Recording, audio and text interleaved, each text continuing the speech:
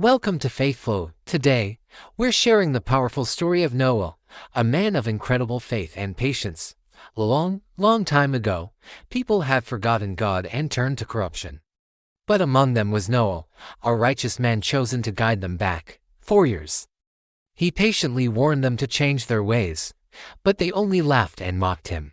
One day, God commanded Noah to build a massive ark on dry land. Noah trusted God without question and started building. The people laughed even harder, but Noah knew a great change was coming.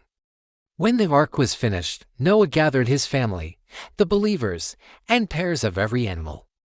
Then, the rains began. Water flooded the earth, but the ark floated safely, protecting everyone inside. After the flood, they landed on a mountain to start a new world built on faith.